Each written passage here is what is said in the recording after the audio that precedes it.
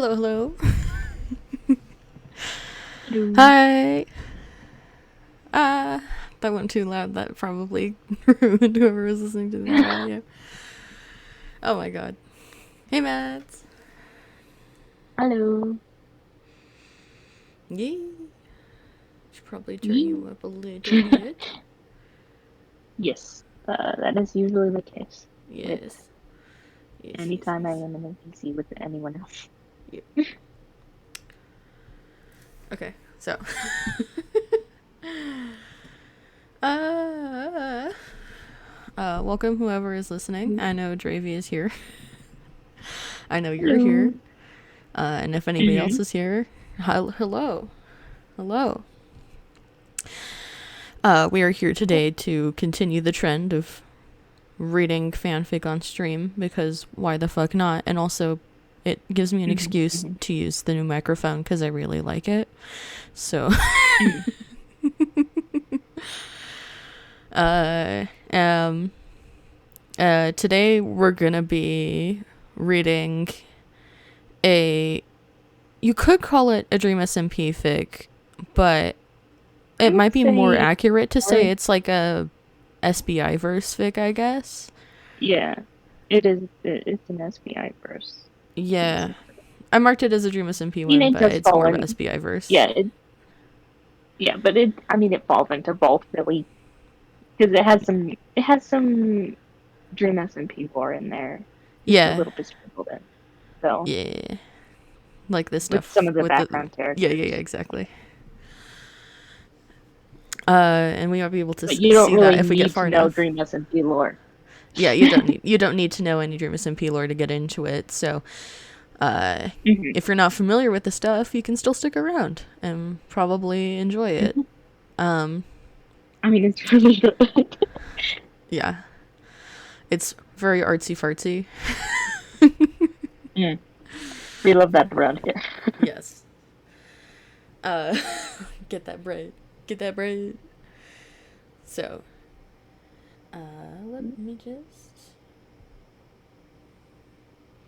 I have my screen right here. I Yep, really like this screen. yep, yep, yep. So, Ars Poetica, Dream SMP in parentheses or SBI verse fanfic by uh, zeeskeit. I guess is that how you pronounce it? I think it's this zeeskeit, like a Zeeskeit. biscuit. It's Yeah, zeeskeit. that makes sense. Well, yeah. Over there, they're good at writing. They're good at writing, and they also know a bit about poetry. Hmm. Um, as you can see Hmm. by what we have here. So we're gonna have a lot of people from the Juice and P SBI's family, Sleepy Boys Angst.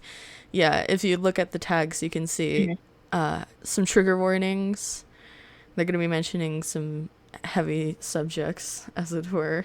So this isn't as lighthearted as the last one was, uh, Yes. in This case you were one, wondering. if you see any trigger warnings that you were like, rather not hear that, then this is probably not the stream. Because it Yeah, kind of, it goes into it. yeah. It's really good, but it's also really sad. I love how a tag I is mean, you see sad right there, Wilbursa. sad Tommy in it. Yeah, I love how a tag is sad Wilbursa as if like it's like no, this is the sad Wilbursa. Like Hmm. This is not normal Wilbursa. This is sad Wilbursa. yeah, this is the sad Wilbursa.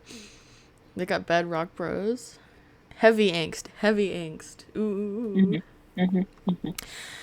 Um, you see some things people put them in. That's how you know it's a good fic. Is that Hmm. people put it in a billion different collections. Hmm. And it's that's a lot of words. 42,802. It's gonna be a long one. Yes, much fear. This is why it's only part one. Yeah, there's a reason why we're doing this in multiple parts. Um, Hmm. Hmm. so But it's so good, man. We have to because we have to get to like some of the recent chapters because they're so yes, good. Oh, we should figure out who's doing who. yes, that is a good question. I think you would make a good And I feel dream. like I feel like you would be dream. okay, I don't know. Yeah. I'm Uh, okay with that. Yeah. who else were you thinking for yourself, Well, because I was or for thinking, me? I wouldn't mind doing like the Wilbur if you want Mm, to do like the Tommy and Techno POVs. yeah, okay. That's kind of a lot though. We could switch off with the Tommy POVs and you could just do the his voice. Yeah, You know, I want to they, voice Tommy, but the narration we could switch mhm. between Yeah, because there's I a feel lot of like it. we should on and off with the Tommy POV. Okay.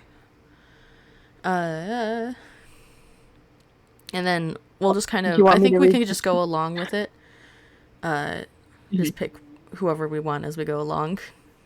Yeah. Uh, I'll probably be Sam, but we'll see. Unless you want to be Sam. Actually, you might want to be Sam. I don't know. Well, I don't really anyways. mind either way. It's just a lot. It might be a lot for you if you want to do Tommy. Yeah. So Yeah, you should probably be Sam. he has a lot. Yeah. I'll just be my Okay, old yeah. How about character. we switch off the narration every 4 paragraphs? Yeah, Okay. just so it doesn't get too. Monotonous. Yes. Yes. Okay. Should I start? Okay. Okay. Okay. Yeah. Go for it. Chapter 1, Where Beauty Stands and Waits. Title from Constantly Risking Absurdity by the masterful Lawrence Ferlinghetti. So if you want to look up that poem, you can. Vernon Gilly. Yeah. Ferlinghetti. Like, those are actual poems, so if you want to look those up, you can. Mhm. Okay. Sorry, I'm just so nervous. It's all right. It's all right. Yeah. It had been gradual, being the youngest. Tommy was used to being the center of attention, always one for easy affection and causing a bit of havoc. His family had particularly been forced to dote on him. His father spent more time shepherding him out of harm's way than sleeping, and he cajoled his brothers into indulging every impulse he had. If he was being honest, his early childhood had been a happy one. Of lawns flush with dandelions and rough housing with his brothers, late nights spent whispering ghost stories under covers, and all the things that make growing up bittersweet.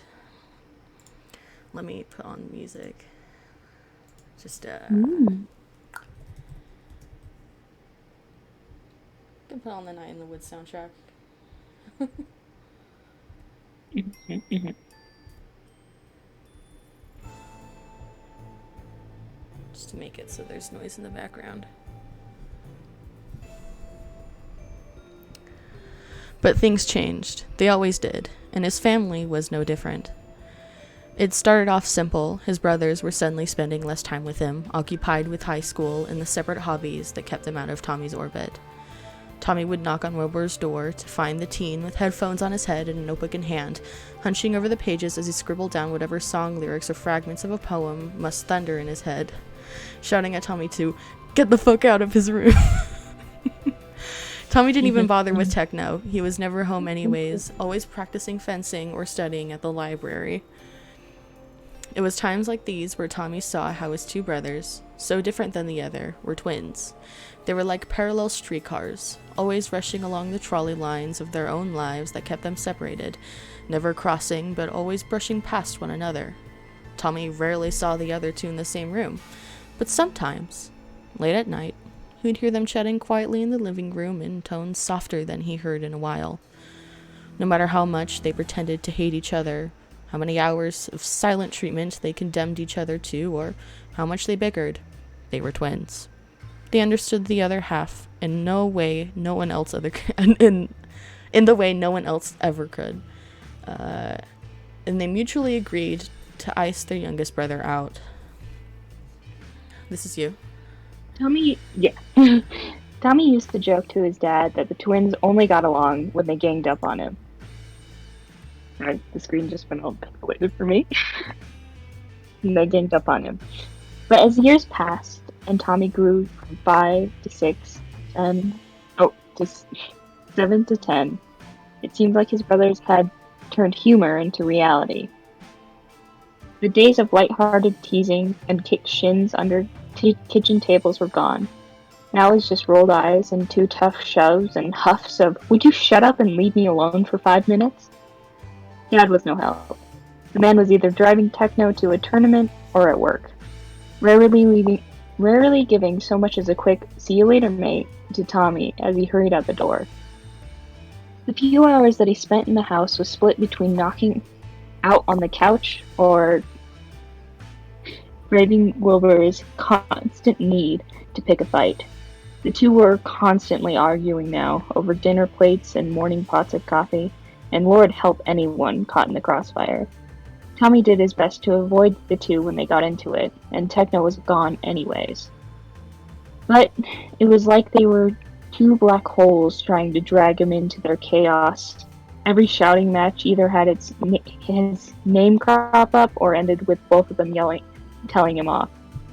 And today was just the same. Wilbur and Dad were getting into another pissing contest, and Techno was out of the house. At first, Tommy had tried to block out the harsh whispers of his family in the kitchen, trying to focus on his DS in his hands. But the whispers soon bloomed into shouts as Wilbur's venomous snarl floated from the other room. "No, it's because you keep taking to Techno to tournaments. It's the middle of the semester year. Why can't he take a break for a month?" He's not wrong. Would it be you or would it be me? Yeah. I'll just take it from here. He's not wrong, he thought, even as he feigned indifference, watching Mario jump over a Koopa shell on his screen. You can be Phil. Okay. Monologue to yourself. Well, Nate, yeah. Well, Nate, you know that this is important to your brother. As important as our family? As me? Oh, and don't even get me started on Tommy. A bullet bill rushed towards him, and he scrambled to press the get button, barely making it to safety. Now, Will, would you just leave me alone? You just leave me alone with him. Do you know how hard that is? Knowing that I could go out into the world, enjoy my life, but no, I have a stupid little brother to look after. I know he's a hassle, but... He was approaching Bowser's castle now, the red flag promising a struggle with every pixelated wave. He gripped his DS tighter. It was fine. He'd done this level 100 times before. What was once more? Castle? Oh, you have no idea. He's always talking or whining or making things about himself. I barely have any friends because I always have to hang out with him. No one wants to talk to the weirdo and his bratty brother. His thumb slipped just as Bowser spat fire at him, and Dad let out an indignant "Wilbur." Tommy's heart pounded in his ears, and he felt his lungs seize. The forgotten screen in his hands flashing black and red as "You Died" appeared on the screen. He was acting stupid. It wasn't anything he hadn't heard before. Hell, Techno called him a brat or a gremlin practically every day. But he had never heard Wilbur say it before, especially not like that. There was something acidic in his tone that burned to even process. It sounded like disgust. The DS shook in his hands, the same grainy song pinging out of his ears, out of his speakers as he stared blankly in front of him. You died. Try again? Save and quit? He couldn't stop himself as he listened to Wilbur's footsteps, how they thundered down the hallway and up the stairs, slowly ebbing away as he grew further and further from the man in the kitchen and the boy on the couch. He crawled into bed that night and tucked his head underneath the comforter, hoping that if he could burrow deeper into his mattress and the other blankets swarming him, he could pretend that there were no tears on his cheeks or that everything hadn't just changed. This was just another night, he soothed himself, bleary eyes trained on the cotton sky above him. Another argument where Wilbur said things he didn't mean, and Dad threw his hands up in exasperation. This wasn't the ending or beginning of anything. It was just another night, and it would be better in the morning. When he woke up, it was to cool air and a stucco ceiling. He had thrown the blankets off in his sleep. Do-do-do-do. Do-do-do-do. You pick up from The rest was practically inevitable. His brothers graduated high school. Oh yeah, the rest was practically inevitable. His brothers graduated from high school the following year, and suddenly Tommy was alone.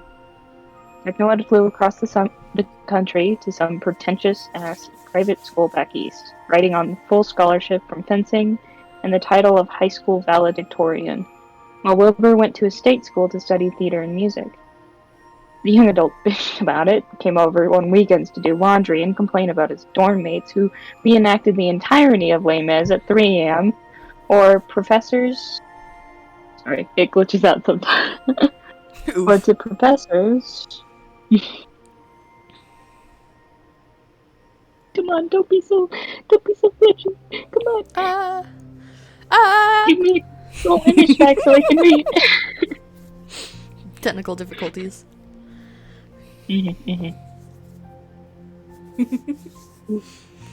How's it going so far? How's everybody doing? Everyone has a time while I wait for this. It's artifacting. Right? It's almost there. Almost there. Wait for it. Wait for it.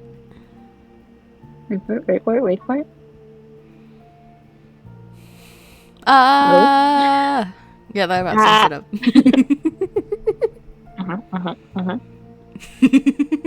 You're doing that. Who are you, Michael McChill? Wait, no, I can read it from the stream I have on my phone. Or professors who were hardasses. But Tommy could tell he loved it. You could see it in the way he rambled about their latest production, or the house parties where he played in a band with his friends. Well, Wilbur had craved so much, apparently enough to leave Tommy behind, were suddenly in abundance. He skipped weekend dinners to drive down highways late at night, ignored Tommy in favor of constantly texting his crew, Nicky and Eric, if he remembered clearly. Maybe some kid named Furry or Funky, and missed birthdays in favor of practicing with bandmates. Tommy pretended he didn't mind. Told Dad he was glad Will finally stopped lurking around the house, but his father never did more than shoot him a pinched smile and a nervous laugh. Then his brother took a year abroad in London school and never came back, claiming it was cheaper to stay with his current program, reassuring Dad that the degree would transfer if he came home. Apparently his friends were going too, which Tommy found suspicious, as if it was planned all along and not some happy accident, and Will would share a flat with them to cut down on expenses. For all intents and purposes, his brother was being rational. Dad easily gave in. So, Tommy didn't see either of his brothers for 4 years. That was fine. Techno was horde company anyway, and Wilbur had fallen into this whole sad boy aesthetic a while ago. Definitely people he didn't want at Thanksgiving. I want you, my boys, at my Thanksgiving, though. With his two oldest in college, and with Tommy getting old enough to stay at home alone, Dad spent more time at work than ever. He was a software engineer at a local development company and was working really hard for a promotion that would help secure Tommy's college savings. It was necessary, as his father would say. That he was sorry, really, mate, that he couldn't take Tommy to his first middle school dance, or go back to school night. He just had to work. Tommy said he understood. And he did. It was necessary. It was rational. Just like Wilbur going to England or Techno taking the scholarship in Massachusetts. Now he woke up to an empty house. Dad already gone for an early shift and the bus on its way. He cultivated his own little routine. Brush his teeth, take a shower, make breakfast of Pop-Tarts or stale cereal, and grab his backpack before heading out. By the time he was entering high school, Wilbur had decided to live in England permanently, and Techno had signed on for another 4 years of grad school in Western Mass. Dad had been promoted from software designer to the executive lead of the company's location he worked at, and life hummed along. The phone calls from both his brothers still came every day like clockwork, and the family was happier than ever. being abroad had smoothed over Wilbur and Dad's relationship, and Techno was on track to become a professor almost right out of grad school with an impressive tenure at an elite school. Life was perfect. For everyone but Tommy, apparently.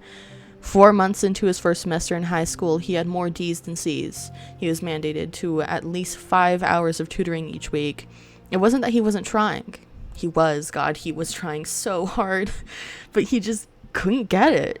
Even as staying up until 2 a.m. every night, poring over course materials and study guides, even as he watched video after video on Khan Academy, he couldn't pass the countless tests that came his way. Teachers would hand back quizzes with a sour face and a "meet me after class" scribbled in the margins of an in-class FRQ. The tutor he was assigned to quickly gave up, complaining he was too hard to teach. They told him he needed to get his grades up or he would have to repeat the year, and Tommy wanted to scream. He was trying, but it didn't seem like it mattered. By now, he expected Dad to notice the progress reports. He just happened to lose, or the desk lamp that never seemed to turn off in his room, and countless papers. But he never did. And then Tommy had met Tubbo, and everything had just clicked. Your turn. They had met during a group project in honors bio, one that Tommy needed 100% on, or he would definitely fail this year.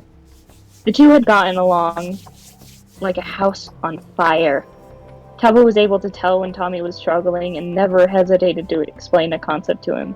Words slow, but not demeaning, always using practical analogies to make it easier to understand. It wasn't that the kid was good at school necessarily, or that he was somehow a natural genius, but he understood Tommy a way that no one had before. Likewise, Tommy was there to read the words that Tubbo got twisted around because of his dyslexia, and ease the tension out of the room when the boy got frustrated with the piece they were reading in lit class. Funnily enough, the lit class was the only one Tommy had a B in, and he loved rambling to Tubbo about the readings the boy didn't do as if a personal spark notes. They were an odd pair, a dyslexic kid who wanted to be a nuclear physicist and a boy who hated all scientists but only wanted to read the classics. But they knew each other more than he knew himself. Sometimes Tommy wasn't sure where he started and Tubbo stopped, but he found that he didn't really care. It was just nice to be a part of someone like that. He hadn't felt connected to anyone in a while. Within a month and a half of them knowing each other, Tommy's grades had raised significantly, and he had almost straight B's with the exception of an A in Lit and a high C in biology. By second semester, he had a healthy mix of A's and B's to immortalize on his final transcript for the year. To celebrate, him and Tubbo saw a movie and got ice cream. As they sat on the bench outside the theater, happily licking their ice cream cones, Tubbo had called Tommy his best friend for the first time. Tubbo would never let him live down the tears that had exploded from him.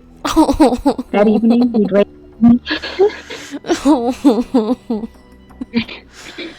That evening, he had raced home with his report card in hand, grin on his face, and chocolate ice cream staining his hoodie. As soon as his father had walked in the door, he pressed the orange envelope into his hands, practically bursting with pride. Bill had taken one look at the assortment of A's, B's, and C's and imagined a weak smile before saying, "All right, how about next year we try a little harder, okay, Toms?" And the night fell, and he went to bed with his comforter tucked over his head. It was still there when he woke up.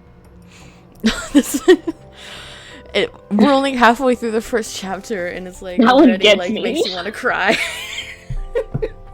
That one got me every time because you see all this stuff where Tommy's working super hard to get his grades up, and then he just gets him with the try harder next time. I really want to cry. Oh god. Ah! Ah! Ah.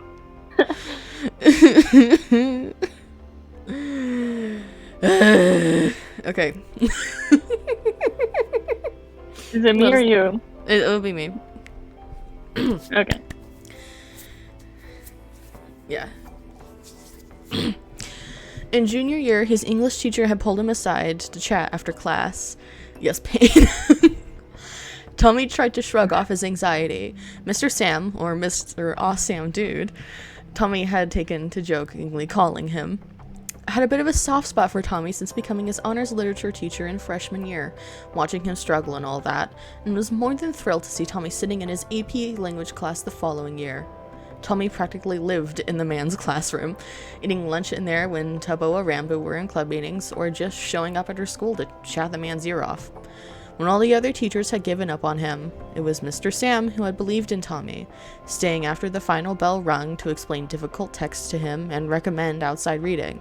He had granola bars in his desk drawer for the days that Tommy was too late to have breakfast or pack a lunch, and snuck him Coca-Colas after all-nighters. Plus, he was a young teacher, around the same age as his brothers, and didn't make cringy jokes or force his presentation to have stupid Pinterest memes. Easily, Mr. Sam had become his favorite adult ever. So why was he nervous? Do you want to voice You're Sam? not in trouble. Yeah. Was the first thing Mr. Sam had said as Tommy watched the other students file out of the classroom to their fourth period. I just wanted to talk to you about an opportunity I think you'd enjoy. How do Tommy voice? How does one do a Tommy voice? You don't necessarily have to do a voice. But... It's true. I just have to voice. An opportunity? Tommy clutched his binder tighter to his chest, allowing one of the straps of his backpack to slope off his shoulder and tug his arm down at the added weight. Is it extra credit? That's very kind, but I didn't think I'd need any this year. He had all A's other than a B in environmental science, which, honestly, fuck that class. And his highest grade was 98% in this class. Tommy didn't see why he needed extra credit. Mr. Sam's lips twitched into what could be called a smile. He wasn't the most expressive man ever, kept his voice lowered even when lecturing, and his laughs were nothing more than gentle puffs of breath caught in his throat. But Tommy recognized the subtle shift in his expression for what it was. Pride. You're right. You don't need extra credit. In fact, you're doing so well in my class that I wanted to offer you an opportunity I haven't had the ability to give to many students. Tommy, not many kids have an eye for literature the way you do. And even less have a genuine love for writing the way I see you have. In fact, some of your analysis during our poetry unit was the best I've seen in a while. Nonetheless, someone from high school. Tommy felt something warm bubble in his chest at that, and he fought off a grin. He really had loved the poetry unit, and loved making sarcastic jokes in the margins of his paper about classical poets more. To hear that Mr. Sam had enjoyed that analysis, had thought it to be some of the best he's seen, had him practically over the moon. So, Mr. Sam started, voice pitched upwards as he dug something out from a vanilla folder and handed it to Tommy. I wanted you to check out this open mic that's going to be nearby. The first of a few poetry events that are happening this month, and there's going to be workshops happening alongside it, and I think you'd really enjoy it. Might get to write something new and share your work. The ink flows down into dark pond. Yes, this is like, it's the Mads. You know how I like the Doki Doki literature songs? Yeah. I think it's very funny because it's like we're reading a fic about poetry. Yeah. Okay, I'll take it. Poetry is good. Anyways, back on topic. I just sorry for derailing. Yes. This is Tommy good. was handed a small flyer in printed black and white with words "Poetry Night, Open Mic" displayed across the front in bubbled font. He fumbled with his binder as he took it, eyes wide as he said, Are you sure? I mean, I love poetry and all, but I didn't think I'm not sure. What if I can't write poetry?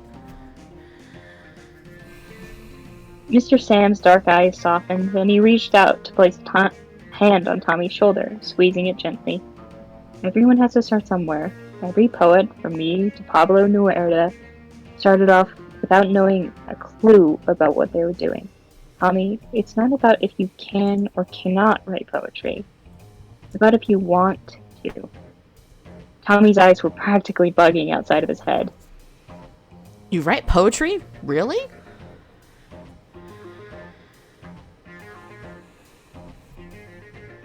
Mr. Sam let out a laugh, quiet and merry. Yeah, I'm actually reading at the event with a few of my friends. If you go, I'm sure they'll love to tell you all about my embarrassing days as a new poet and how many of persona poems I butchered. Tommy felt a grin tug at his face. He gripped the flyer tighter. Mr. Sam? A poet? Sure, it makes sense in retrospect. The man always was more vibrant when talking about rhyme scheme and form than he was ever talking about logical fallacies. Still, he'd never met a poet really. Heck, he hadn't even read any other poets than the ones that were assigned in class. Sure, you know the famous names like Maya Angelou or Robert Frost, but he didn't know anything about contemporary poetry. Yet, a small voice in the back of his head buzzed. One that sounded suspiciously like Tubbo during a late-night study session. Should I be Tubbo? Do you want me to be Tubbo? Yeah, you can be Tubbo. I don't... But that's not really necessarily a Tubbo line. Yeah, it's just yeah. Imaginary Tubbo line. Yeah, it's fine. Whatever. Fuck it. Okay. You want to take that, or should I just finish it off? You should just finish it off. Okay. Tommy looked down at the flyer, marveling at the picture of a person stood in front of a microphone with a notebook in hand that was printed in dark ink. Something in him, the hopeful parts that he liked to keep hidden, the part that used to whisper that his brothers would return and his father would stay, was screaming to go. This would be it. This would be his thing. Tubbo had Science Olympiad, Rambo had Model UN. This could be something for just Tommy. And the thought crept up.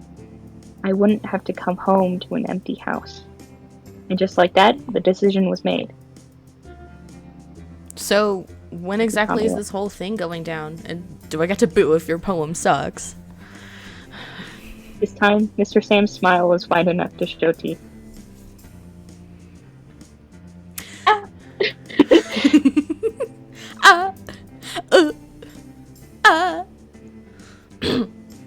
And so was the beginning of something beautiful. Poetry became Tommy's saving grace, his release. He had never been too good with feelings. Heck, his family outright avoided talking about them. But poetry was the outlet he needed. The pages of his notebook were a sanctuary where his thoughts tumbled over one another in ink stains and stray marks of a pen, where his words were able to breathe and die. He could see in these pages write odes to sunsets and ice cream trucks, and do you know how to pronounce that word? Elongize. I think it's elongize his childhood in eulogize his childhood in pantoms about photo frames and dandelions. There was something magical about the way he lost himself in the act of creating, words becoming the wings he launched himself into the sky with, that let him to swoop and dive and free fall in all the weightlessness he was afraid of allowing himself.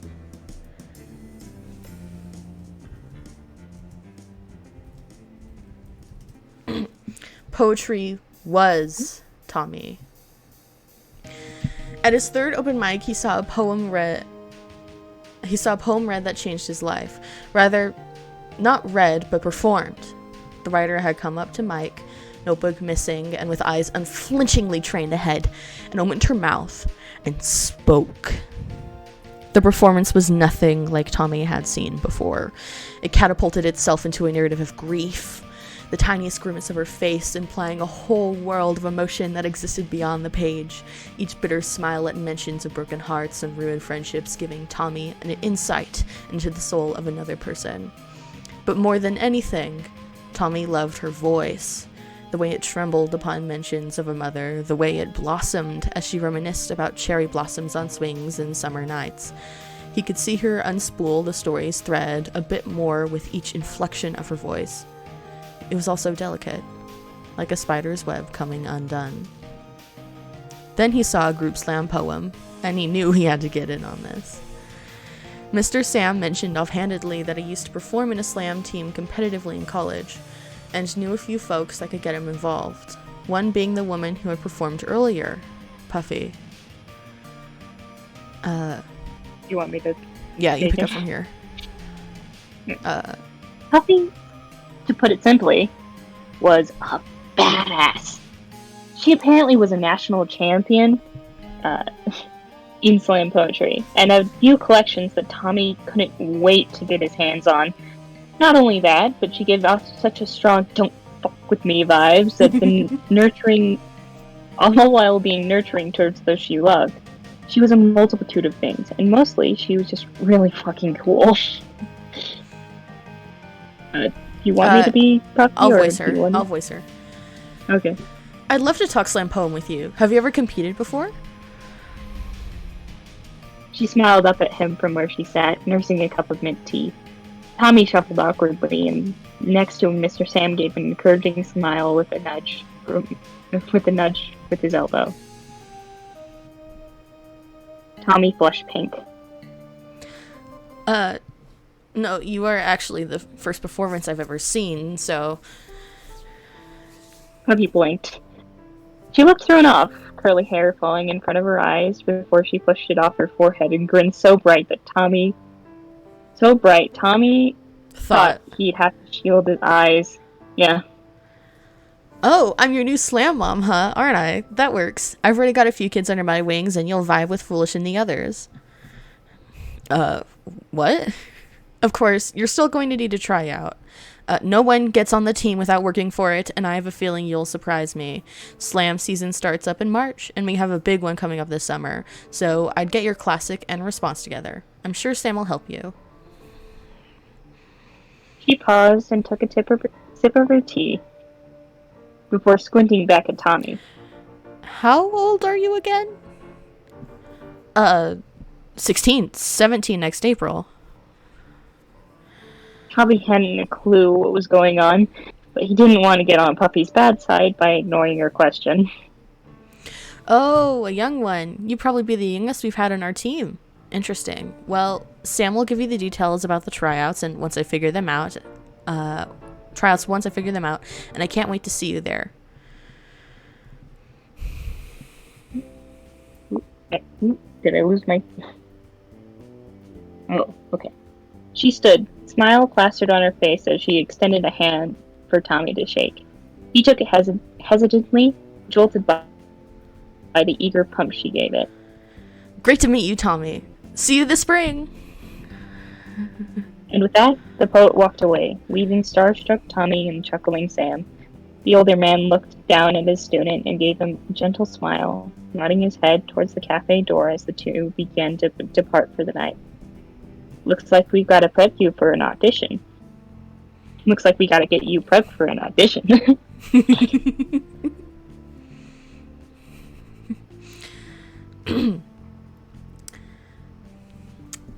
Tommy grinded for weeks to prepare his classic in response for this audition.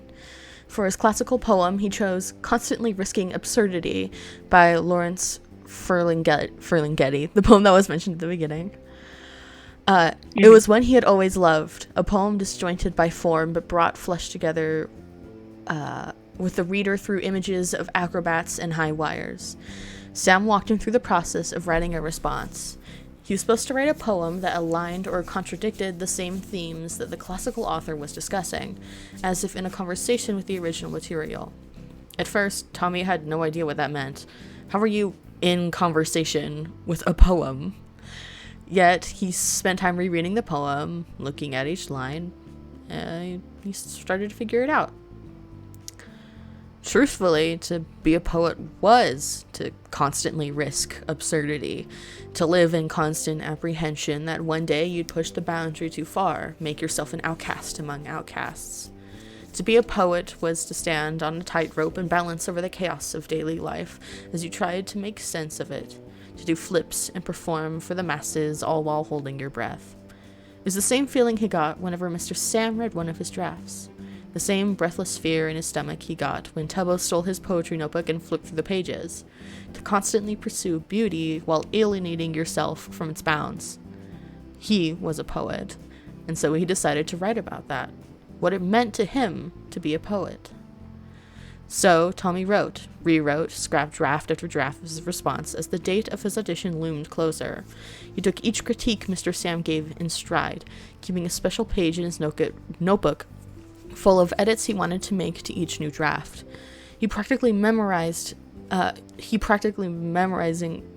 his classics all the while, workshopping his performance with Mr. Sam and testing it out on Tubbo and Rambo, who knew absolutely nothing about what he was doing or what made a good performance, but hey, it was just nice to have your friends clap for you sometimes. At home, he would go about his chores, reciting lines from his poems. His father would walk in late at night to find his son pacing the length of the kitchen as he scrubbed at countertops and dishes, muttering to himself. And he, a little Chaplin Charlie man, and he, a little Charlie Chaplin man, who may not catch her fair, eternal form. Get together, Tommy. His father didn't ask questions about where his son went every Friday night or why he was seemingly reciting poetry like a madman, and so Tommy didn't tell him. He was content to let the man live his own life, separate and parallel from his. He had something to do now, no longer staring forlornly at locked doors and empty bedrooms. He was on a mission, and he wouldn't let his father's inquisitive stare distract him. And when the audition came, Tommy killed it. Hello. Yay. Chapter 1. We did it! Chapter 1! How we feeling about that? You got anything you want to talk about it? Anything you noticed? So good. It is really good. One thing I like, one parallel that came up, I especially noticed it more when I had first read this, was how at the beginning, he had mentioned that Wilbur and Techno both existed parallel to each other, never quite crossing lines, but being right next to each other. And at the end, they mentioned it again, but instead of it being Wilbur and Techno, it's Phil and Tommy. Yeah. So it's very interesting because it, like, especially with the context of later stuff, it's like him and Phil know something that others may not know because of the very bad relationship they have with each other. So it's interesting to think about that parallel. Yeah, definitely. I mean, it definitely, especially if you've read through it all the way. Yeah. That even it's kind of like a foreshadow, I guess. Its own little way. Its own little way. I also like the big words. I like big words. It's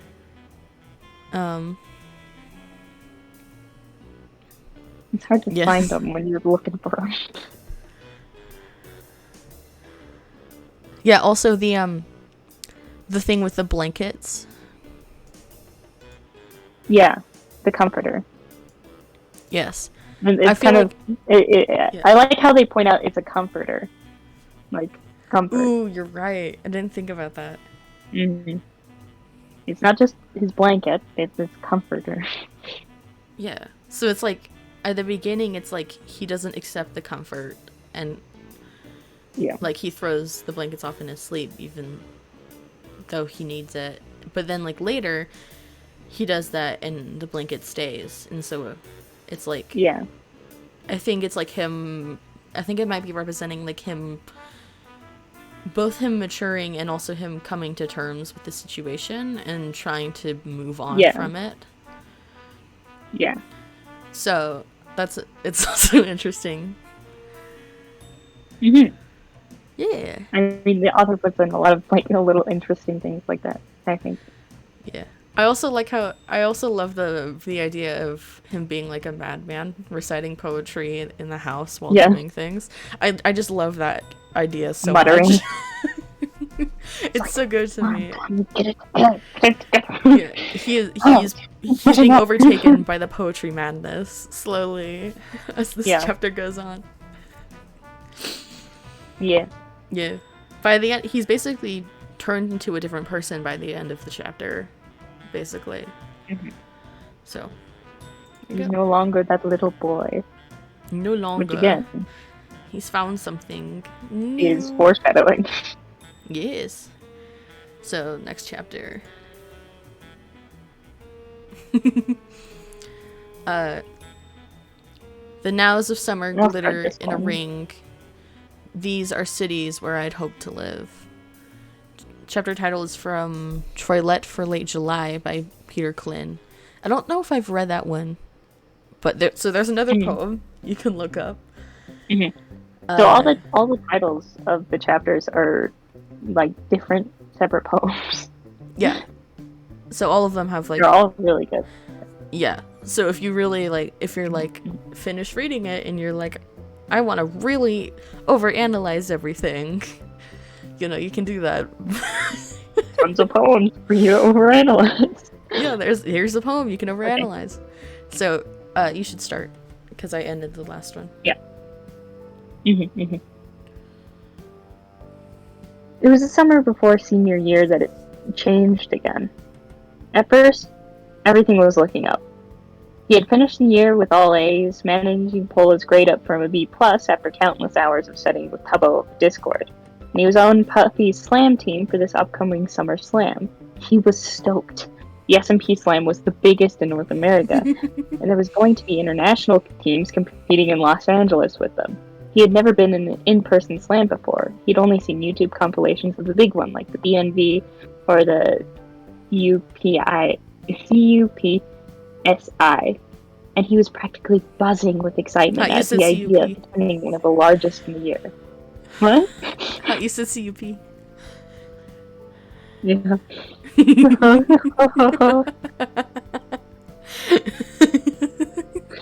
Continue. Sure, he was anxious. Who wouldn't be? S&P Slam was unique. Unlike most classic or team slams, S&P was an immediate elimination slam. If your team scored the lowest in a round, you were immediately eliminated. There were no bouts, just constant sudden death. Oh, and he was the youngest member of his team, which was horrifying. He tried not to, but Tommy could tell his teammates treated him differently because of his age. Among the 5 poets in total, Puffy, Honk, Foolish, he had seen in passing, Tommy, and some dude he hadn't seen before named Dream. Tommy was the only one who had Dream? Tommy was the only one who had never competed before. Hell, he hadn't even performed before the audition. He was completely new to the scene, and being only a little more than half the ages of his slam mates did nothing for his confidence. Their first meetup had gone smoothly. Mr. Sam drove Tommy to practice. He's the real dad.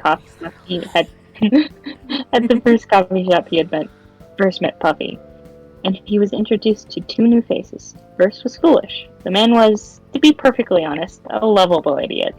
Don't get Tommy wrong, the guy had some serious bars, and every poem he wrote stuck to your skin like syrup, and it felt impossible to get off. But the dude lacks some common sense sometimes. Himbo energy. Tommy would watch him switch from waxing poetic about the inherent ethical dilemma of sharing poetry to be consumed in a competition, to immediately forgetting a door was a push instead of a pull. It was kind of funny how Puffy treated him like a massive toddler, because holy shit, the dude was even taller than Rambo, and everyone on the team mutually agreed that Foolish should never be left in a room by himself ever. You wanna, okay, I'll continue from here. Punk, on the other hand, was a force to be reckoned with. Even missing an arm, Lost, he said, in an unfortunate accident while in the car with Mr. Sam. The man was more capable than all the teammates put together. He could fix up cars, fix a leaky faucet in Puffy's kitchen, and just generally retained the most practical knowledge of the crew. Not to mention he wrote explosively, diction dripping like gasoline and all things flammable. He once told Tommy that his greatest influences came from the music he listened to as a kid. Wu-Tang Clan, Fugees, The Roots, all rap groups that were able to twist their words into gravity-defying rhythm and were masters of repetition. Punk had obviously taken after them, and the refrains of his poems suddenly shifting with each utterance, from the inflection of his voice or the rearranging of letters. He told entire stories, all while repeating the same set of lines. Oh, and he was Mr. Sam's boyfriend. Tommy was absolutely stoked to see him perform at the Slam. The gays are winning. Yeah, the gays are winning. The gays are winning. They stay winning. Yep. Dream was another story. He absolutely had a super close relationship with Puffy that went way back. And Tommy could tell by the way he was lingering next to the team captain, how she affectionately referred to him as her duckling. But he rarely spoke, like, ever. When he did decide to open his mouth, his words were booming and rushed, as if he were desperate to get them out. He walked through the room as if he owned it, all silent and brooding, and spoke as if the entire universe revolved around what he had to say.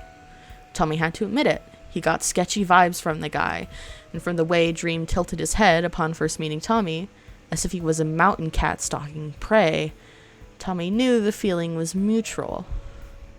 When he brought his concerns to Puffy, the captain had just let out a small chuckle and said, "Oh, don't mind Dream. He just hates not knowing something. Until he figures you out, he's going to act like an ass the entire time." Tommy didn't know what figuring him out entailed, but he wanted it to be over sooner rather than later. The man was a masterful poet. Dream had a way with language that Tommy could tell the entire team salivated at, and he was always bringing fresh poem ideas to practice. And an even better performer. Tommy wasn't sure how the dude did it. It was as if he was looking at the world through eyes that were entirely alien, and he had the uncanny ability to focus on the smallest details that wove themselves into daily life. Dream wrote about everything and anything, from the cobweb stuck in the cabinet under his kitchen sink to war-torn cities. The man had managed to find poetics in what Tommy had thought as mundane. Tommy really wanted Dream to like him. It'd be so cool to talk imagery with him.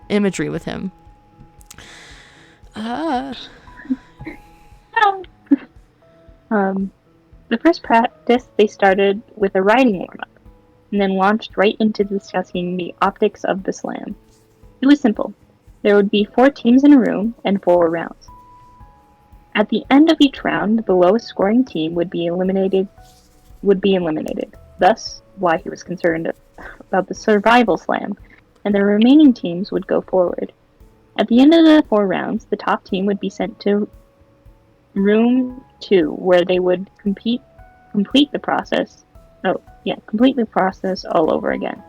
By the time they had made it through those 2 rooms, the remaining teams would all go to finals, where they would battle it out for the title. Puffy said this with an air of nonchalance that was befitting of the not befitting of the information, as she hadn't said to Tommy the equivalent of, "If you're not once, you're fucking up for the rest of us." That was a lot of pressure, to say the least. Knowing that if he messed up the lines of his classic poem, or completely bombed his response, he could literally end the Slam right then and there for his team. Yeah, that's a fuck ton of pressure. On that. He tried not to focus on that. He couldn't. He needed to be present for his team, not to crumble under pressure. Still, he left each practice bubbling with anticipation. Being around such talented poets made him want to push his writing further, to get better, and he loved watching his fellow poets create. The spark in Puffy's eyes when she thought of a particularly clever wordplay. How Foolish would bounce excitedly when he heard a great line, and how Dream would sometimes break his silence to scream about a contrapunctual, like it was a dream come true. Pun totally intended. The dream always had to end when he came home. Phil didn't bother to ask where Tommy went every Saturday night or why he was spending less and less time at home, but instead began talking to his other sons on the phone for hours at a time. Techno would call and ramble about his newest research opportunity and how his classes were going, while Wilbur occasionally call late at night to update his father on how the band was faring. Tommy never paid much attention to the phone calls at first, but now used to the indifferent fondness of his father towards him. But the phone calls kept becoming longer, and before long, Tommy grew curious. I'll pick up from here. He had been sitting at the table. Okay.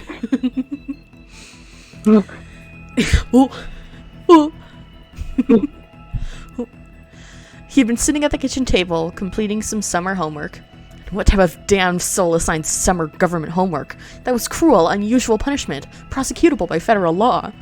When the familiar sound of Toxic by Britney Spears played. The ringtone had gotten midway into the chorus by the time Phil had picked it up with a casual ayo, wedging the phone between his shoulders and ear as he watched chili simmer on the stove.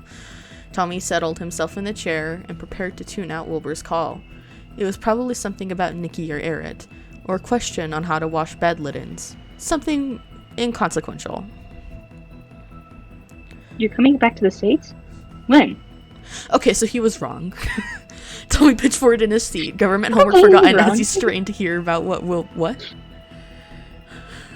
Okay, he was wrong. Yeah, okay. Oh, God. Okay, he was wrong.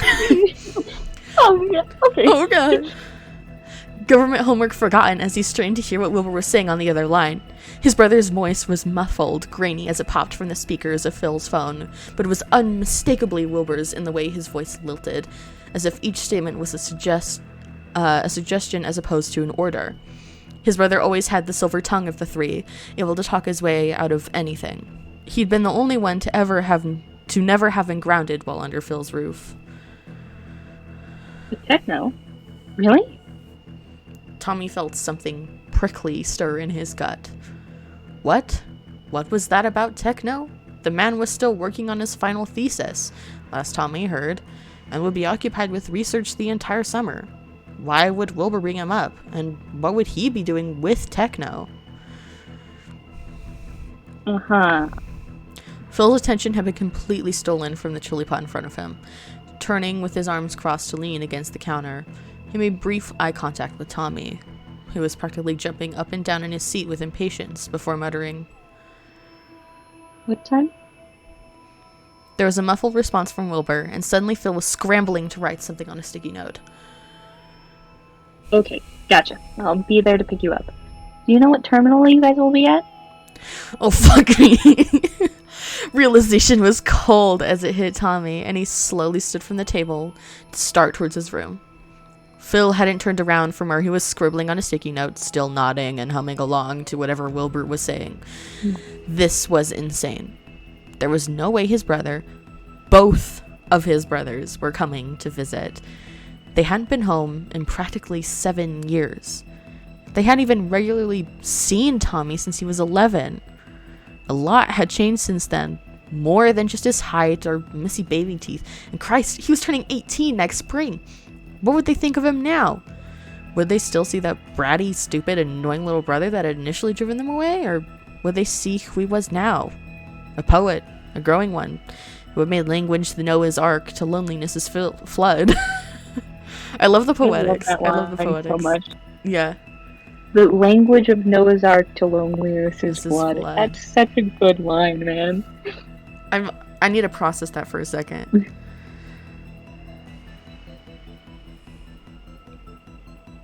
Oh yeah, I get it now. Yeah, because it's like the loneliness is it's like his one salvation from loneliness. Oh, that's so good. That's so good. Mm-hmm. It's a very good line. Yeah, I'll finish this up, and then once the time skip happens, you read. Mm-hmm. There were too many questions he wanted to ask, too many he was afraid of having answered. His feet had already carried him to the white door of his bedroom, and marked his by the chipped paint from a game of indoor volleyball gone awry with Rambo. His father hadn't been home for that, he remembered. Too busy at work and on his phone with his other sons. No one had painted over the large scrape in the wood's face. He pushed through the door and shut it with a click behind him, breathing shallow and eyes squeezed shut. This couldn't be happening. Why now? He wanted to cry or scream, something like that. Why after all these years? Why right before the slam, the most important moment of my life? Why can't I have anything for myself? The dimly lit room had no answer.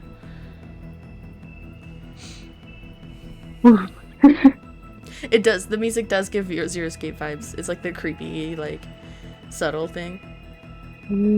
Yeah.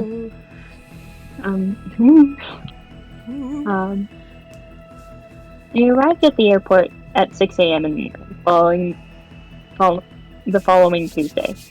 It was an insipid date for a family reunion, just a random weekday in the beginnings of July, but Tommy couldn't help but find it fitting. His family was not one of poetics, and nothing was less poetic than LAX on a Tuesday morning. For some god-forsaken reason, Wilbur and Techno had decided to get the red-eye out of Boston to Los Angeles International Airport, meaning Phil and Tommy had to wake up at 4 a.m. to even get there on time to pick them up. Tommy had been struggling to stay awake as he sat in the passenger seat of his father's car, head lolling against the cool window pane as he watched LA traffic crawl past, headlights quivering in the early mist that had begun to overtake the freeways. Music hissed out of the radio space, leaving the silence between them as they pulled out into the airport terminal. Phil hadn't said much during the drive, quietly remarking about the morning traffic at every red light, but the man seemed content to sit in silence. Tommy had never dealt well with the quiet. He was too exhausted to do anything other than plug his phone into the aux cord and turn up the music.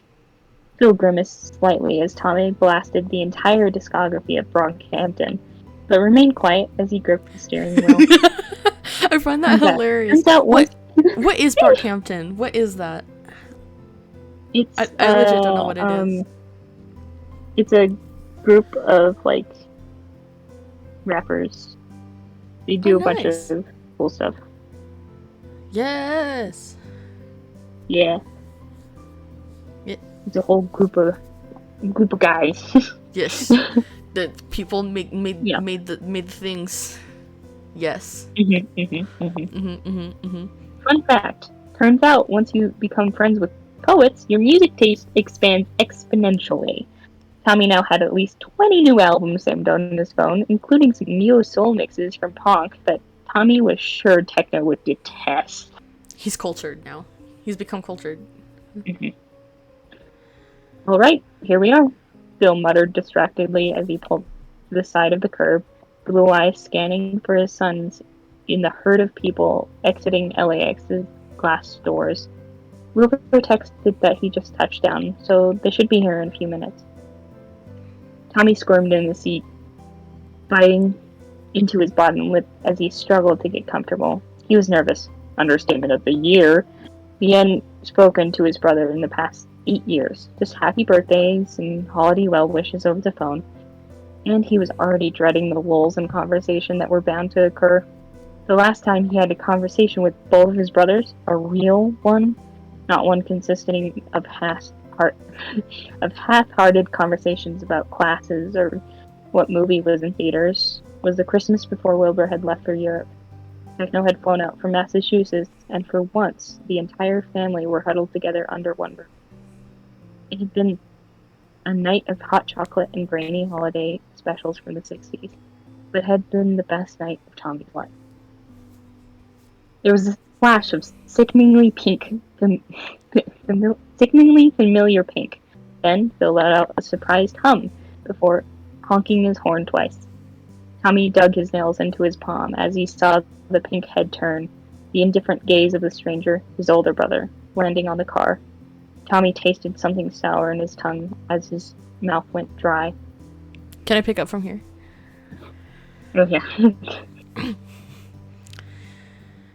Techno's lips twitched into a grin, and he craned his neck to shout over his shoulder. Emerging from the sea of bodies hurrying between terminals was none other than Wilbur, looming over his brother with those stupid round glasses on his slender face and dark eyes glittering in excitement. He rose his hands to wave at Phil and Tommy in the car before letting out a whoop. Techno nudged his twin in the rib with his elbow, rolling his eyes with thinly veiled fondness as the two dragged their suitcases to the car. Okay. Phil said, breathless, as if he... yeah, okay. As if he too was suddenly aware that more than just a curb and sidewalk distanced them from the men walking towards them. Right. Tommy, help your brothers with their suitcases. He nodded and quickly unbuckled himself from the seat, the flurry of his hands betraying his anxiety. Okay, this was fine. He would just help them put their bags in the trunk, and then Cello in the front seat. Then he could go hang out with Tubbo and Rambo and show them the coffee shop he'd been practicing at. He wouldn't even have to interact with his brothers. It would be fine. I don't think there's room in the boat, Phil. Wilbur's voice strained above the clamor of the terminal pickup. I think we'll have to put some bags up here with us. That's fine. Just put everything else in the front, and Tommy will sit with you guys in the back. Tommy tried to stifle the grimace overtaking his features and screwed his lips into a frown. Great. His plans of tuning his brothers out were ruined. Tommy, hurry up. The drive is going to be long, so let's get going. He felt his stomach turn. A 2+ car ride in the back. A 2+ car ride in the backseat with his brothers. 2 hours of being hip to hip with the men, the strangers that he could barely fucking recognize. Fan-fucking-tastic. Do you want me to pick it up? Yeah. Okay. This couldn't be worse. Wilbur wasn't an idiot. Neglecting Techno's jibes at a certain incident, including a bottle of vodka in a fishbowl, he knew that this was going to be awkward. The first time he reunited with his brother, it had been years since they last seen each other face to face. His brother had grown up. The baby-faced, rowdy little gremlin was nowhere to be found, replaced by a lanky teen with poor posture and a deep scowl. There was still the same golden hair and brilliant blue eyes that he had remembered, the same wrinkle in his nose to show that he disliked something, or puffing his cheeks when he was bored, but it was different, as if each expression was somewhat downturned, tinted with a bitterness that sent Wilbur's eyebrows furrowing. Sure, he hadn't expected Tommy to be ecstatic about his brother's arrival, but he sure as hell wasn't expecting the teen to look downright murderous as he squeezed between the twins. "How's the flight, boys?" Phil asked from where he sat in the driver's seat, eyes meeting Wilbur's in the rearview mirror. The musician shrugged, eyes still trained on the blonde teenager sat next to him with his glare determinedly pinned on the screen of his phone in his hand. He was fine. A bit of turbulence flying over the Midwest, but it was loads better than my flight to the UK. The airline I was on accidentally switched with Mickey's and air tickets for another flight, so they're actually coming in tomorrow. He was not being nosy, he told himself, as he squinted to read whatever Tommy was staring at. He was just trying to find some middle ground to talk about. I forgot how much I hated American TSA, too. They're always so strict about their stupid rules. They took an entire bottle of shampoo. Maybe the kid was really into a phone game, like Angry Birds or Duck Ninja. He wasn't too old for that, was he? He was just 16. 17, Will. Too old for some stupid phone game. His consciousness chided, sounding eerily like Nicky whenever he said something particularly stupid. He cringed. Right. 17. Not a fun age. I'm just gonna do the next one. Yeah. All Just right. keep going. So whatever was on Tommy's screen was definitely not Angry Birds. It looked like it was text, an article, perhaps a book. He tried to subtly lean closer, shifting his eyes so his shoulders touched his brother's. Tommy startled at the contact, looking up to give Wilbur a stink eye before shutting his phone off. Wilbur waited for the old dynamics to resurface, for his brother to cuss him out with too many words and 100 decibels above the appropriate volume. But all Tommy did was lean his head back and slide his eyes shut. Across from him, Wilbur caught Techno's eye, who shook his head softly. "Whatever you're doing, cut it out." The twitch in his the twitch of his twin's eyebrow practically screamed. Reluctantly, Wilbur settled back into his initial position, the pressure of Tommy's bony shoulder on his falling away. "You want to be So what's Techno the or should what's the game plan, old man? old man?" Old man. Um, Techno piped up, brushing his pink bangs out of his face as he grunted. Are we going out for food or straight home? Bill hummed, eyes flickering across the road as he turned on his left-hand signal and eased into the next lane. "Thomas and I didn't eat breakfast yet. We could go pick something up or sit down. Whatever you two feel like, it's my treat." Next to him, Tommy squirmed a bit, tugging on the seatbelt strap across his chest nervously as he cracked an eye open. I forgot I was voicing him. Oh, I actually have a friend to meet up with after this. So would it be okay if we went home? He's picking me up from the house, so. "Friend?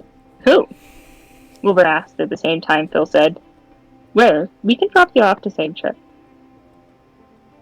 Tommy blanked. Or blanched, looking between his father and his brother as if he didn't know who to respond to first. Wilbur felt the prickling of concern and tried to give Tommy a warm smile, to which the boy just frowned deeper. It's just a coffee shop nearby. It's called Kanoko Coffee. "Oh, is that where... is that the place that used to be the El Rapid Seafood? I've been meaning to try that out. Who are you meeting there?" Phil's question was harmless, but Tommy looked like the man had just sent a bowling ball through the other's gut. Techno let out a small snort of amusement that left Wilbur cracking a smile. Tubbo and Rambo, some kids from school. Really, it's not a big deal. They just need to pick me up from our house. Rambo has a license.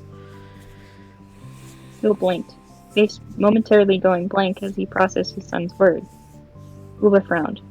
Did Phil not know who Tommy's friends were? Why wouldn't he? Had Tommy never mentioned them? Also, why didn't Tommy have a license? Was he just slow on the uptake? Following in his brother Techno's footsteps and not getting a license until he was turning 20? Or did Phil not want him driving? "We're missing a piece of the puzzle," he could practically hear Techno pondering. And lo and behold, his twin had a similar puzzlement blanketing his features. "There's something Tommy isn't telling us, or maybe something Phil isn't telling us." Agreed.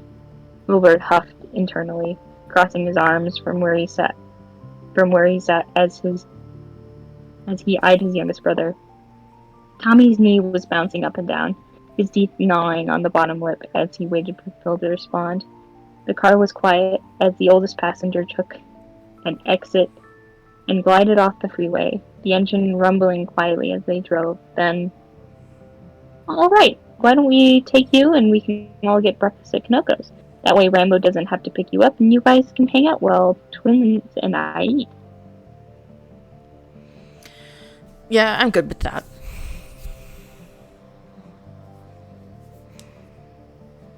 Wait, hold on. Sorry, Skull. Tommy looked anything but. His hands knotted into fists as they lay on his lap, shoulders riding up near his ears as he huddled into himself. That was odd, to see his brother so riled up but decidedly quiet. This wasn't the boy that Wilbur had grown up with, had taught how to hack the Sims and cheat and all the cheats to Mario Kart. This wasn't the boy that Wilbur remembered trailing after him like a duckling, always trying to poke into Wilbur's business or make his older brother laugh with his ridiculous antics. It wasn't his Tommy. The thought had his breath catching in his throat, and he struggled to swallow it. No, that wasn't true. It had to be the exhaustion act, making him act like this. The kid had woken up early to get to the airport at 6 a.m. for Christ's sake. He hadn't even had breakfast. Yeah, that or the nervousness. It must be weird seeing your older brother after such a long time. They were just struggling to fall back into old habits. That's all. All it would take was a good meal and a bit of rest, and everything would be right as rain. He couldn't listen to the feminine voice in his head telling him to stop pretending, to actually think about how this whole experience must be like for his little brother he hadn't seen in almost 7 years. Why hadn't he ever visited? Why didn't he think to even call his little brother? He was an idiot. It would be fine. He just needed to get Tommy one-on-one. That was all. Ask him how he was doing, catch up a bit. Easy. Wilbur could easily slip into the role of being a big brother again. It wasn't like he had ever stopped, really. Right? Hell yeah, I can't wait to embarrass Tommy in front of his friends. Hey Tech, still got his baby pictures on your phone? Wilbur sent a cheeky grin to his brothers, hoping the glimmer of mirth in his eyes overshadowed his previous dilemma. It was a shaky attempt at easing the tension from the car. Not a good, but a good one nonetheless. He could already see the flickering, mischievous grin form on Techno's lips, and Phil snorted from the front seat. But there was no flustered blush on his brother's cheeks. No playfully snarled curses or promising retribution exploding from the 17-year-old. Instead, Tommy just swiveled his head to stare at his older brother with the most venom Will had ever seen the kid muster, as Tommy wrinkled his nose in anger. Wilbur's heart stumbled, and he felt dread pool in his stomach. What had happened to his baby brother? Yeah, sure. Tommy muttered as he leaned forward, propping his elbows on his knees as he palmed his face. Wilbur could see Techno trying not to flinch at the sudden departure of their brother's body heat against theirs. It was as if Tommy didn't want to touch them or even be near them. Just sit at a different table, would you? It felt like rejection, and damn, did it seem like one. Right. Techno drawled. We'll leave you high schoolers be. No need to sit with a bunch of nerds. The tease was simple, light-hearted enough that it collected a few chuckles, but it fell on deaf ears. Even Phil was silent. It's okay. He was grasping at straws now, trying to reassure himself over the great wave of doubt that was crashing on his head. Probably just tired, or moody. You were moody at that age, weren't you? It's fine. Get some food and the kids, and you'll be bickering like there's no tomorrow, just like old times. His eyes wandered to his twins. He could see his own worry reflected upon an identical face. It'll be fine. Give it more time. He just had to hope that they had enough. Woo! Oh. Second chapter done. Woo! We get reading. Some Wilbur POV. We love reading. Woo! Yeah. Reading. Honestly, I really do like Wilbur's POV, even though I want to punch his character. Yeah. I think I prefer the poeticism of Tommy's POV, but Wilbur's POV is still interesting regardless. Yeah. And definitely. I love how they just very subtly sprinkle in there's certain personality traits in their inner monologues, just like like with I would swear like Wilbur made a comparison that had to do with like like he knows like music and sound terms, like you said, decibels. Yeah, Yeah. use the little sprinkles of the music. And I also like how they have like parallel internal voices that are their friends Yeah. that like take care of them. Because Tommy has Tubbo in his internal monologue that just tells him, "Hey, you could just try it, like try to figure it out a little bit." We're like, "Hey, if you need to calm down, then calm down." Right, and then Wilbur has the Mickey being like, "Come on, man, it's gonna be different. You know this." It's kind of like their consciousnesses have a different voice. I like that too. Also, I like how I love the mentions of like the twin stuff, because it's very obvious they're their own independent people who think their own things. But I love the like they made eye contact over the seats, and like he could tell that he meant this thing. And like I love that. I I mean, there's even, I don't know if we're gonna do the next chapter, but like in the next chapter they have even more twin moments. Just twin things. Yeah, just twin things. Ooh. Clown. Yeah. Yes, I love the like. I love the sassy teen lines. They're my favorite. Like him being like, "I hate this." Yeah. I love those. And then I think I really love how the other two, because there's a techno POV. Yeah, there's a techno POV like coming up. Yeah, and you really get the perspective that Tommy has changed a lot, like majorly. And I like how he's described, like, because both Techno and Wilbur are like expecting like a little kid. Yeah. For some reason, like for some reason they hadn't expect a teenager. Yeah. But they're kind of expecting him to fall into these categories that he doesn't even like go with anymore. Like he's such a different person. And like they're both of them are out of touch, but they're like both out of touch in different ways. You know? Yeah. And it's really great. Yeah. I remember when first reading this, I loved the description of Dream. Like specifically like the like he walked into a room like he owned it. Like I really find that striking. Yeah. In later chapters I really love how the author describes Dream's poetry. Yeah. Because it's like him creating his own little universes, pulling on threads of each. Yeah, it's the continuous mention of the spiders. It was mentioned in this one, and I think it's mentioned later.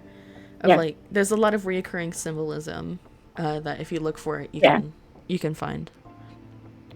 Yeah. And I mean, if you've read Passerin, that's also a dream thing. Yeah. He's often connected to like web spider. Let's just say, if Dream was in the Magnus archives, he would definitely be the web. Yeah. I haven't seen the Magnus archives, but I agree with you. Well, not seen, heard. He would be the web. It is a podcast, he would but be the web. Yes. That's what he would be. And you can't prove me wrong. Nope, I can't. I don't know enough. I don't have as much time as I might otherwise today. So I think we should probably leave off here just to be safe. Yeah. But I think we had a good reading session today. Yeah. And we actually got through it a lot faster than I thought we would.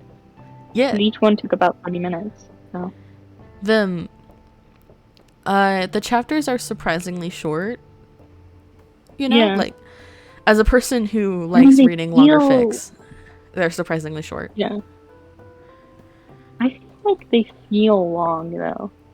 Yeah, they have a Like lot of just in the meaning way that crammed they're into them. described, and like yeah, and a lot of the imagery like makes you like actually fully imagine the scene. Like Yeah, you can see it, and you're like watching it. it tells you a There's, lot with I not feel as like much, because it's yeah, like poetry, you know. yeah. So it really feels like it's a lot longer than it actually is. Yeah, I feel. I agree with you on that. Yeah. But we can Also, I do like more. thanks for being smart. Also, if you couldn't tell, I grew up on '90s rap and R&B, which is very valid. I feel like they're kind of underrated, honestly. Um, when uh, when COVID started and people had to start doing classes online and stuff, my history teacher, who I will not name because I don't want to be doxxed, did No decided to just he was allowed to do whatever the fuck he wanted, and so he just decided to do a history unit on like rock and rap. And so and so I like, even though I'm maybe not the most familiar with the genre stuff, I at least have a more of an appreciation for it because of that. So yeah, so I think it's cool. it's a very good time period for rap. Yeah. The very beginning. It's very like I think a lot of '90s rap was like a lot more poetic in that sense. That makes sense. Yeah, I Author don't like remember all the those details, like so I might be like wrong, but mm-hmm. yeah. But a lot of earlier sorry, rap is baby. definitely Mwah. like, yeah, a lot of rap and like hip hop and stuff was definitely like about breaking against the molds, but in like a fun dance way. Not all of it a fun dance way, but some of it a fun dance way. Yeah. So Yeah. and it coincides with poetry really well because it's all about the rhyme schemes and like how you say the words and when you say the imagery. words. Yeah, it's all about that. Yeah. So it makes sense. Whereas some other songs, they don't do that. Whoop. Yeah, the rest of this fic is definitely gonna be fun. I really like the later chapters. They're my favorite. Yeah. This fic isn't finished yet either, so I can't wait for an update. Yeah. Oh, I would love an update. Please update. We love you, author. Please update. Please. You write Pretty so please. well. Please update. Please author. I know you just dropped a bunch of shit in recent chapters, but you can do it. I believe in you. Get the school work done and wait more. But yeah, so that concludes our reading session. Pretty please, Uwu. It was very fun. Yes, I had fun as well. Farewell, folks. This is me signing off. And my guest, Mads, or Sinophile, as I like to pronounce your username. Yeah, either way works, man. Yeah. I know that. I don't know. Yeah. Well, signing off. See you next time. Bye-bye. Bye. Bye.